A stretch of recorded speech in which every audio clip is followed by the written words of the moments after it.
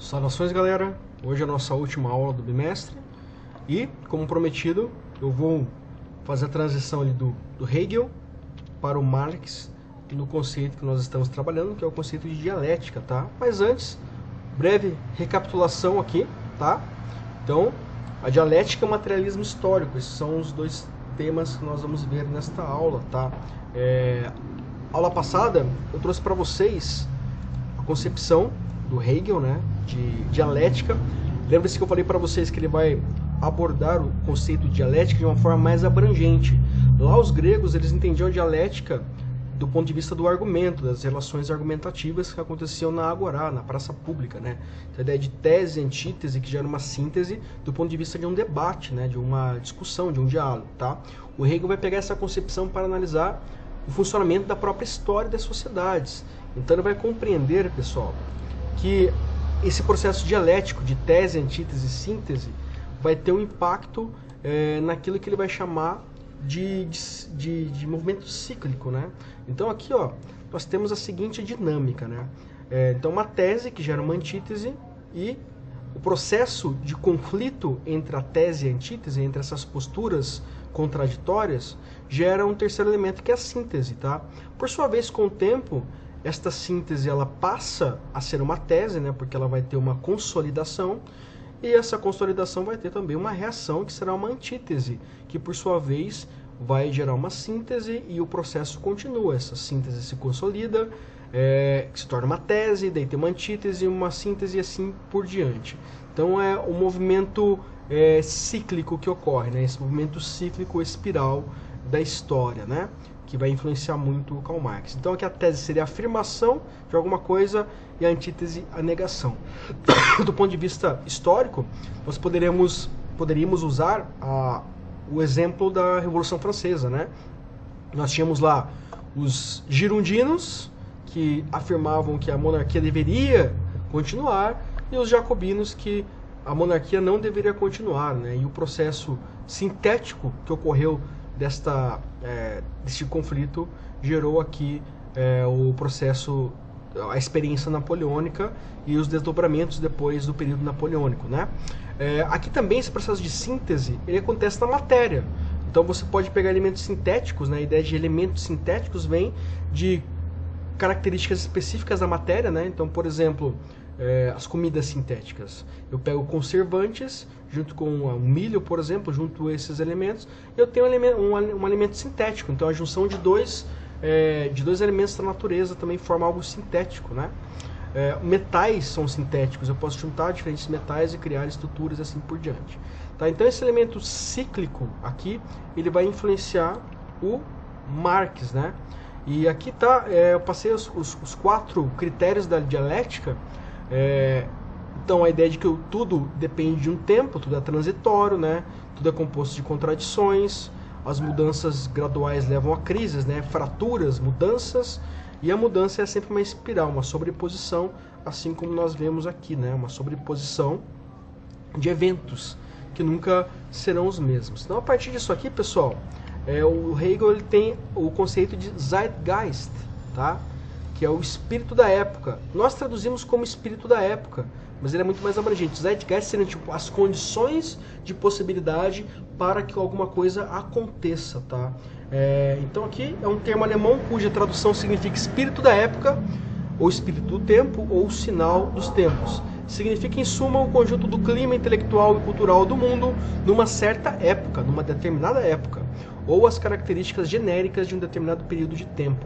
Então, por exemplo, para que o nazismo ocorresse, algumas condições eram necessárias. Então, o nazismo, para ele ocorrer como um fenômeno, alguns elementos estruturais, né, alguns elementos que caracterizam aqui o Zeitgeist foram necessários. O 11 de setembro a mesma coisa, né, aqui as Torres Gêmeas, e a pandemia a mesma coisa, tá? Por exemplo, os impactos da pandemia hoje teriam ocorrido sem a globalização, que é uma característica da nossa época, o Zeitgeist da nossa época, ou até mesmo aqui o fato de que nós estamos numa condição demográfica, né? Muitas pessoas no planeta, isso é o nosso Zeitgeist também, tá? Então, isso é um elemento que permite o surgimento de fenômenos, né? Elementos, condições de possibilidade que permitem estes fenômenos. Outra coisa também muito importante do Zeitgeist, para discernir bem qual que é a diferença entre algo de uma época, simplesmente algo de uma época, para um Zeitgeist, é que o Zeitgeist ele nunca vai se repetir, tá? Serão condições daquele período histórico. Eles podem ser parecidos em outro momento, aparecer de uma outra forma, serem outros Zeitgeists que sejam influenciados por momentos que já ocorreram? Pode, mas o Zeitgeist ele sempre é daquele contexto histórico, tá? Até eu lembro que eu dei o exemplo da aula passada para vocês da cultura de cancelamento, que agora é comum na internet, né? Ou até mesmo as redes sociais, é um Zeitgeist da nossa época. Vai saber como é que vai ser daqui 20 anos, entenderam? Então são coisas que nós vivenciamos no nosso momento histórico e nós compartilhamos com outras pessoas desse mesmo momento histórico, tá? Então isso aqui é um conceito muito importante, porque ele vai demarcar experiências no tempo. Hoje ele é muito vulgarizado, inclusive ele virou o tema de um documentário de várias partes, né? Mas o conceito hegeliano aqui, a ideia hegeliana é exatamente você compreender, antes de você analisar fatos históricos, você entender primeiro como esses fatos históricos estão relacionados com condições, né, com elementos contingentes que não poderiam existir em outro momento, tá? Então isso é muito importante, você analisar como um fato histórico está atrelado a condições, a variáveis daquele momento específico, tá? Então isso também é um trabalho do historiador e do sociólogo.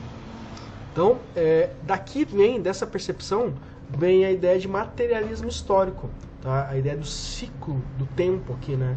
Que o Marx vai se apropriar.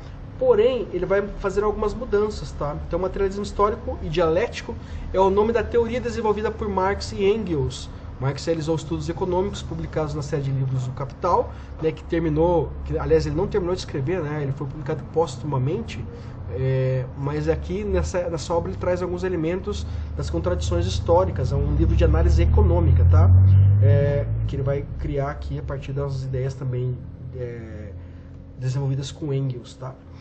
E aqui ele vai trazer vários elementos de análise histórica e política da Europa pós-Revolução Industrial. Então a primeira coisa é que ele vai entender que a economia ela nunca será a mesma depois da Revolução Industrial. Então ele já parte de uma compreensão do Zeitgeist, né? O Zeitgeist da época dele é a Revolução Industrial. Então ele está falando sobre as novas condições de trabalho, né, que se modificaram no mundo pós-Revolução Industrial, a partir do Zeitgeist da Revolução Industrial, a partir do espírito da época vinculado à Revolução Industrial, tá? Então essa teoria entende que a humanidade define-se por sua produção material, por isso o nome materialismo histórico. Então as produções, o que a humanidade produz em termos econômicos. Porque para o Marx e vários outros sociólogos, filósofos vão analisar a economia, a base das sociedades é a economia.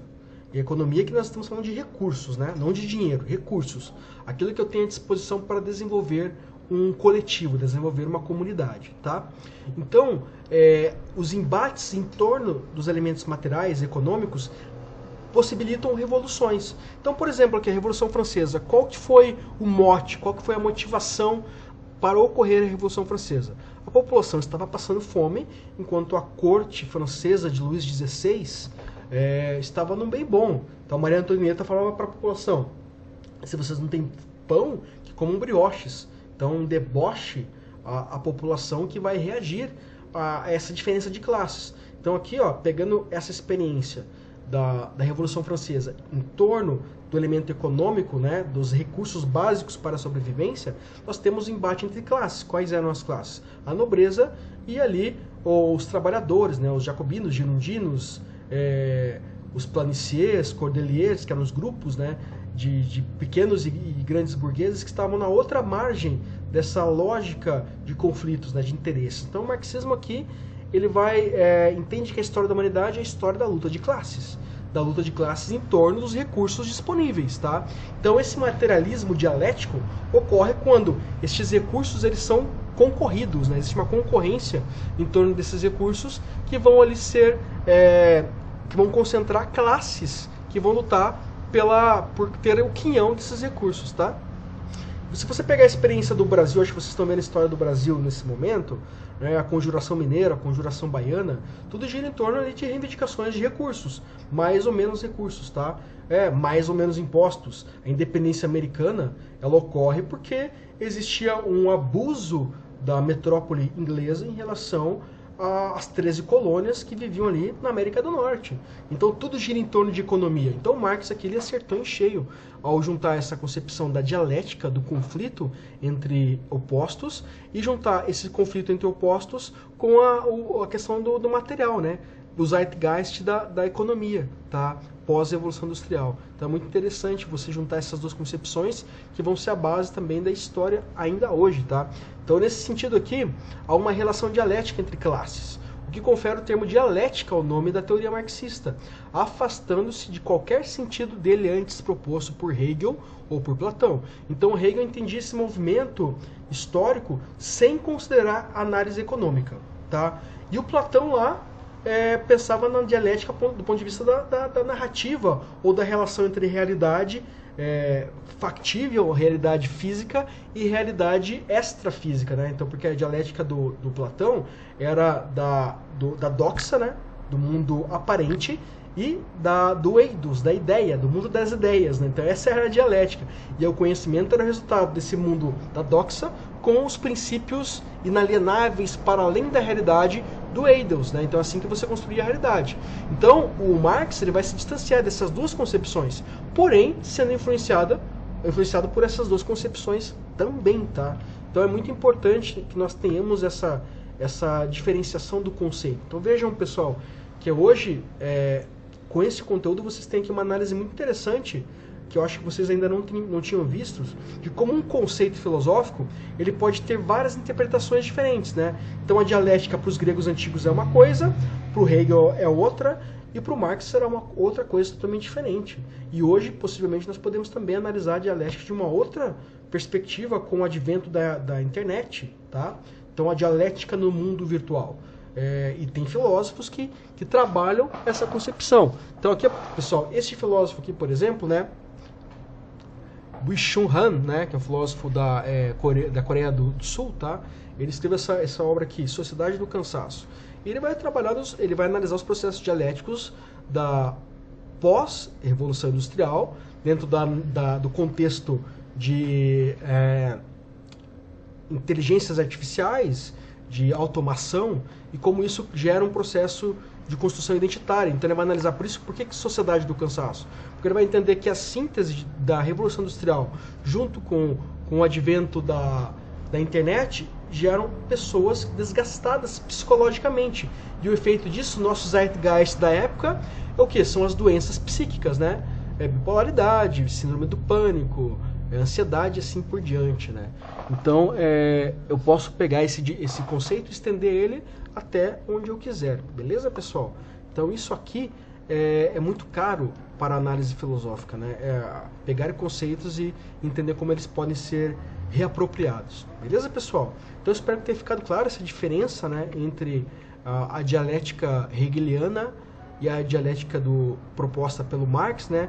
Na verdade, o Marx ele não vai anular essa dialética, ele só vai pegar essa concepção cíclica e entender que esses processos históricos eles têm como base as questões econômicas, né? A gestão, a administração da economia. Beleza, pessoal? Então é isso. Próxima semana a gente faz a revisão e daí a avaliação de vocês. Um abraço, pessoal. Até mais. Cuidem-se por aí.